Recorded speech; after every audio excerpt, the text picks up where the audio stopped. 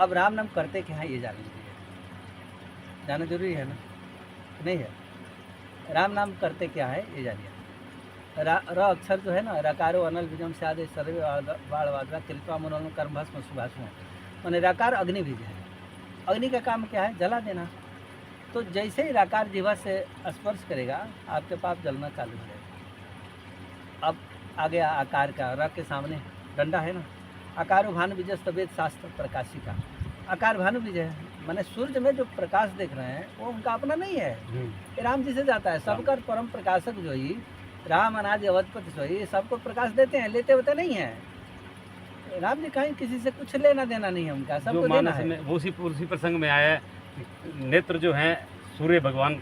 हाँ, तो अब आकारो भानु जब वेद शास्त्र, जब आकार का जीवा से स्पर्श होगा तो आपका अज्ञान को हरण कर देंगे तुरंत और ज्ञान भर देंगे।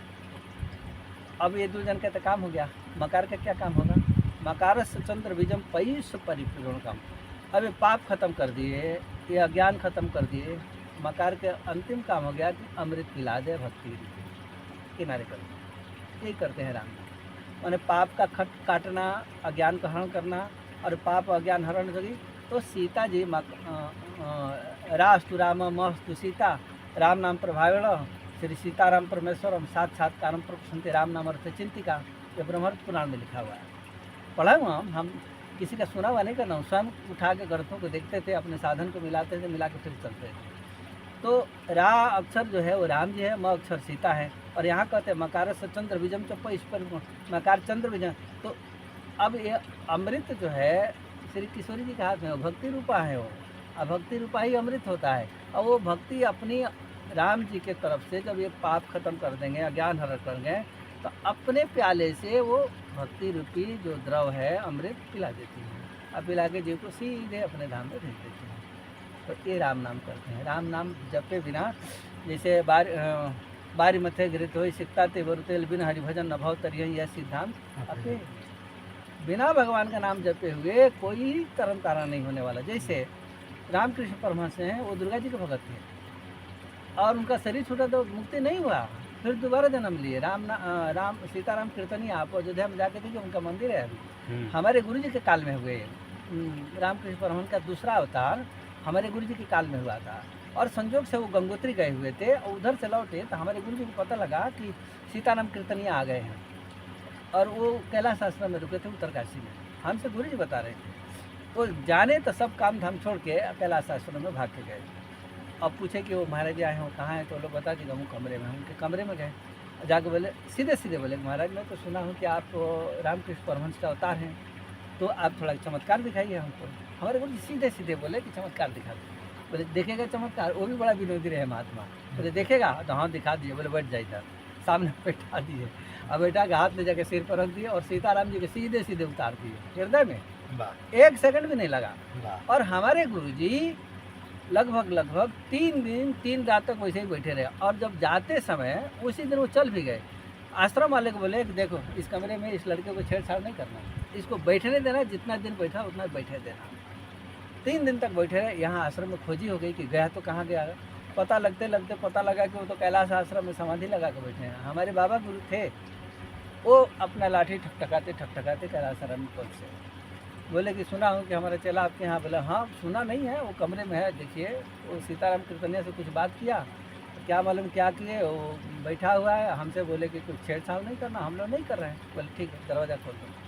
दरवाज़ा खोल दिए लोग और हमारे बाबा गुरु हाथ ले गए, सिर पर रखे और खींच लिए। जितना वो बैठा है खींच दिए, खींच के बाहर निकाल दिए। तो चल इसकी जरूरत नहीं, चल आश्रम में चल। आश्रम में लेके बोले गुरु जी आपने ऐसा क्यों कर दिया? मैं तो बड़े आराम से सीताराम जी का दर्शन कर। बोले कि सेवा कौन करेगा? फिर हमारे बाबा गुरु बोले कि वो तुमको भीतर दिखाए, चल मैं बाहर दिखा देता हूँ। और उसी दिन दूसरे दिन हमारे बाबा गुरु को राम जी दिन भर में 4 बार दर्शन। सुबह पूजा में तो देना ही था, भोग में भी नहीं खाऊंगा, और थोड़ा नटखटी करते थे बालक राम जी को, फिर रात में भी करते थे। तो सुबह सुबह पूजा में जब आए तो राम जी से बालक राम जी से बोले कि उस समय वो रसोई घर में चले गए थे। बोले कि थोड़ा जाओ रसोई घर में उनको दर्शन दे दो। उनको भजन नहीं करता है, मैं तो नहीं जाता हूँ। राम जी बोले नहीं जाता हूँ। फिर हमारे बाबा गुरु प्रत्यक्ष हाँ प्रत्यक्ष बात कर रहा हूँ, हमारे परंपरा में हुआ है वो बात कर रहा हूँ। हमसे गुरु जी स्वयं सुनाए हैं। तो बाबा गुरु को वहाँ चले, बोले कि नहीं वो भजन नहीं करता है, नहीं जाऊँगा। बोले कि भजन नहीं करता, हमारा सेवा तो करता है, वो नहीं होता तो हमारा भजन, हम आपको प्रसन्न नहीं कर पाते, इतना भजन नहीं कर पाते। वो सारा सेवा किया है मेंटल, उसके फल से हुआ है। तो हमारा अनुग्रह आपके ऊपर हाथ जोड़ के विनती है कि जाके उसको दर्शन दे दीजिए। तो अच्छा ठीक है, आप कहते तो जाता हूँ। रसोई घर में गए, बालक राम जी ठमुकते ठमुकते पहुँच, चूँकि उनके कमरा और रसोई घर बिल्कुल सामने सामने था, कोई दूर नहीं, बीच में कोई आड़ बाड़ कुछ भी नहीं था। तो गए उनके कमरे में और घुस गए तो गुरु बाबा तो देखते ही पहचान गए, रसोई घर में ही दंडवती लगा दिए। तो राम जी बोलते गए, तुम तो भजन उजन तो करता नहीं है, और तुम्हारे गुरु भी थे इसलिए मैं आ गया हूँ। तो हमारे गुरु जी बोले हाँ मैं गुरु जी की सेवा करता हूँ, ये तो अभिमान है कि गुरु जी की सेवा करूँगा, करता रहूँगा। तो आपको तो आना ही पड़ेगा, गुरु जी बाबा कहें तो आना ही पड़ेगा, मुझे तो गुरु जी के बात पर भरोसा है। बोले हाँ ठीक है। फिर बोलेगा बैठ जाइए, पीढ़ा दिए, बैठाए। वो अपना कढ़ी और पकौड़ी शायद उस दिन बन रहा था, बनाते रहे, और वो उनको पूछ के गुरु बाबा के 10-5 मिनट दर्शन हुआ, उनके पास करीब 2 घंटा तक बैठे रहे रसोई घर में, पकौड़ी खाते, पकौड़ी बनाने को वहीं खिलाते थे बालक राम जी को। जो यहाँ वहाँ दो ही बालक हाँ, देखा, बालक देखा, मति भ्रम वो हो रसोई गया। घर में हमारे गुरु जी को खाते पकौड़ी बनाते रहे, खिलाते रहे वहीं बैठा के। अच्छा भोग लगाने का हुआ तो गुरु जी बाबा से बोल दिए कि हो गया, भोग लग गया, चलो उसको मत करवाओ। जिनको भोग लगाना हो तो यहीं खा लिए, फिर भोग लगाने की क्या जरूरत है। क्या बात है। तो इस प्रकार की, अब ये जो ईश आवास सर्वम इदम, ईश आवास हर जगह है, पर इसका अनुभव केवल भगत को होता है, ज्ञानी को नहीं होता है। ज्ञानी तो जीवन भर मट्ठा ठोकेगा और गुड़ में गुड़ जाके तो मिल ये वही भक्ति वही हो गई जो क्या नाम है अपना, उसके लिए जो स्टेज पहुंचेगी वो राम नाम से ही जाएगा। पहुंचेगी। राम नाम से ही होगी, कुछ नहीं। असली हमारे भक्ति सिर्फ राम नाम ही हमारे है। बाबा गुरु 3.5 लाख रोज नाम जपते हैं, और तब जाके 96 करोड़ को पहुँचे। 96 करोड़ पहुँचना कोई बड़ी बात नहीं है। अच्छा, इसमें भी एक बात और भी आ गई, जब माँ पार्वती भगवान शिव से पूछती है भाई किस राम का आप नाम जपते हो, तो वो क्या यही उसमें ये लेते हैं कि बिनु पद चले ही सुन ही, बिनु का ना कर, बिनु कर्म करई विधि नाना, आन रहे सकल रस भोगी, जो हाँ। प्रसंग आता है, तो वो हमारे शरीर के, हम उसको अपने भीतर भी ले सकते हैं कि बाहर। देखिए, ये पार्वती जी का प्रश्न नहीं है, प्रश्न थोड़ा और आगे है। याकवल के नहीं, नहीं पार्वती जी नहीं। मानु जी जब तपस्या में गए 17, तो वो अपने गुरु जी से पूछे कि मैं कैसे जानूं कि ब्रह्म कौन है, ये प्रश्न वहाँ है। तो उनके गुरु जी बोले कि मैं बताऊं भगवान कौन है, कब अपना तपस्या छोड़ना। बोले हाँ बता दीजिए। तो बोले कि बिनु पद चले सुनाई बिनु काना, आनंद रहित सकल रस, बिनु बानी बक्ता बढ़ जोगी, ये उनके गुरु जी बताए। तो ये प्रसंग तो आया तो उसके बाद जब आप पार्वती जी सुनिए पूछते थोड़ी। हैं। नहीं सुनिए, ये तो पार्वती जी का अलग है, पर ये कहानी पहले से हो चुकी है। ये कहानी पहले से जड़ थोड़ा और आगे है ना, आप ऊपर से आ रहे हैं।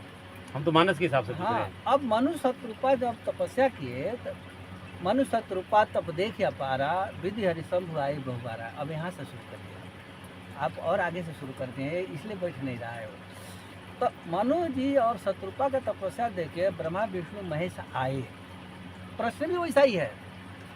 अब वो भगवान के लिए क्या कहा है, बिनु पद चले, और एक आए, मतलब कि भगवान शिव बैल पर बैठ के आए, ब्रह्मा जी अपने हंस पर बैठ के आए, और भगवान विष्णु अपने गरुड़ पर आए। तुरंत कट गया, ब्रह्म की उपाधि कट गई यहाँ। क्योंकि यहाँ कह रहे हैं गुरु जी कि बिनु पद चले ही, बिना पैर के चलता है वो, और ये पैर से आ रहे हैं, मतलब कि अपने सवारी से पंख फैला के आ रहे हैं। ब्रह्म है, कट गया, इसीलिए वो बोल नहीं रहे हैं। इसलिए नहीं बोल रहे हैं कि ब्रह्म का जो वास्तविक स्वरूप है उससे थोड़ी भिन्न हो गई, मतलब कि पद प्रतिष्ठा हो गया। और पद प्रतिष्ठा बोलने वाले नहीं है वो, और नहीं बोले वो, कहाँ बोल रहे हैं, कुछ नहीं बोले। बहु मांग ऊपर बहु भात लवाए, तदिन मनांग मनऊ नहीं पीरा, दुनिया भर के मांग रहे हैं, कहीं कुछ नहीं बोल रहे हैं वो। बोलने नाम का कोई सवाल ही नहीं है।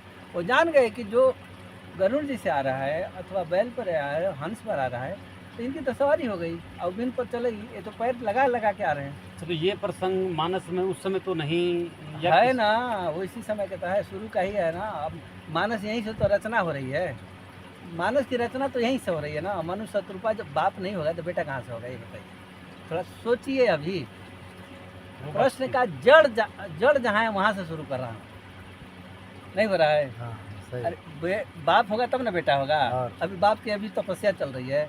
अब आगे वाला बात, एक घटना घट गई, उसके बाद पार्वती जी पूछ रहे हैं, शंकर जी उस घटना को याद करा के बता रहे हैं। उस घटना को याद करके याद करा रहे हैं भाई। अब बताओ ये है। हाँ ये है, और ये घटना तो पहले से हो चुकी है। तो हम तो आपके जड़ में जा रहा हूँ, जहाँ से ये घटना का निर्माण हो रहा अच्छा, अब इसमें एक प्रश्न और आ गया जबकि हाँ। था नहीं ये। है। अब जो मनु शत्रुपा जी पूछ रहे हैं, जो मनु जी ने कहा है वहाँ पर, भाई वो बिना स्वरूप के आ गए, भाई वो तो बिना स्वरूप आए और आकाशवाणी हुई कि मांगो मांगो बर मांगो, उनके शरीर भी पूरे हो गए फिट। तो उस समय वो क्या कह रहे हैं कि जो अनाथ हित हम पर ने हूँ तो प्रसन्न हो यह वरदेव, जो स्वरूप बस शिव मन माही, यही कारण मुनि जतन कराई, जो बुसुंडी मन मानस हंसा, हाँ। सगुन अगुन जे ही निगम प्रशंसा, प्रशंसा। देख ही हम स्वरूप बरिलोचन, कृपा करो परंतारति मोचन। तो अब इसमें दो प्रश्न आ गए हैं। बोलिए। भाई एक तो वो बोल रहे हैं कि भगवान शिव ने को, जो भगवान शिव का स्वरूप है, जिस भगवान शिव थोड़ा हाथ में जिसकी ले पूजा लो। करते हैं, और एक स्वरूप मांग रहे हैं काकभुसुंडी जी का।